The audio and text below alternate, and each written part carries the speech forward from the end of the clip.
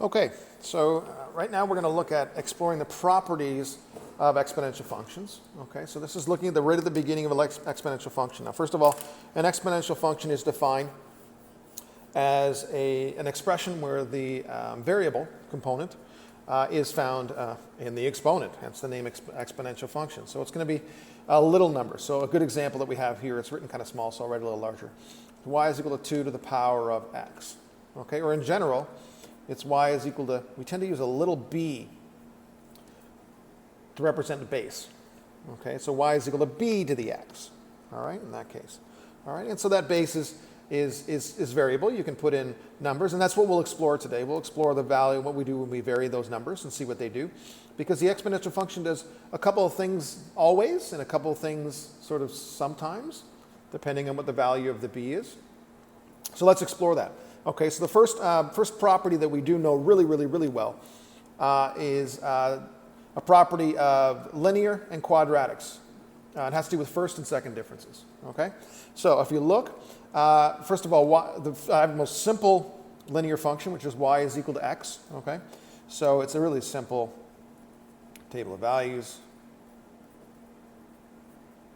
And it doesn't have to be this simple. Every linear relationship, okay, has this consistent first difference. Okay, if you notice here in the first difference, from -3 to -2, it goes up 1. -2 to -1, it goes up 1. -1 to 0 goes up 1, up 1, up 1, up 1, up 1, up 1. And we usually define that as the slope, the first difference in y over the first difference in x. In this case, it goes up 1, up 1, up 1. That's the rise. That's the rise here, and that's the run, the difference in y and the difference in x, which is y2 minus y1 over x2 minus x1, which is really, kind of telltale. My second difference, of course, is always going to be 0, I suppose, if you're going to compare second differences. Okay? And so as a result, having that consistent first difference means linear. Okay? So that's the same. All right? When we look at y is equal to x squared, okay, you got to be careful with your substitution. Remember, you substitute using brackets. -3 squared is the -3 times -3, 9. -2 squared is 4.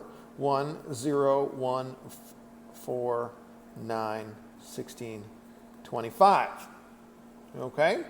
First difference in those ones. If you'll notice here, it goes down by 5. Here it goes down by 3. Immediately, the first differences are not the same. Now, that was a definition for being nonlinear when we were in grade 9. In grade 10, we're used to quadratics. We were used to seeing first differences not be the same because we dealt with quadratics. Okay? This one goes down by 1. This one actually goes up by 1. This one goes up by 3. This one goes up by 5. This one goes up by 7. And this one goes up by 9. So right now it doesn't look like much of a pattern. Maybe yes, maybe no. But if you look at the pattern, the second differences from -5 to -3, it goes up to -3 to -1. Again, best way to think about first differences is changes in temperature. So if it goes from -3 to -1, it's getting warmer by 2. -1 to 1, it's getting warmer by 2. 1 to 3, it's getting warmer by 2. 3 to 5, it's getting warmer by 2. Warmer by 2.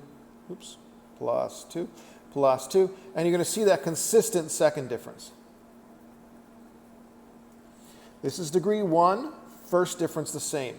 This is degree 2, second difference is the same. The difference here is the degree is actually x. So it's not a 2 or 3 or 4. This is not a polynomial function. Okay, it's not a polynomial. Okay, in a polynomial function, x is the base, and the power is consistent. Okay? Anyway, so let's or variable in the sense that it could be squared or the highest power could be 3 or 4 or 5, depending on the polynomial function.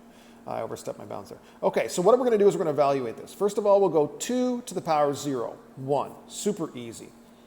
2 to the power of 1 is 2. 2 to the power of 2 is 4.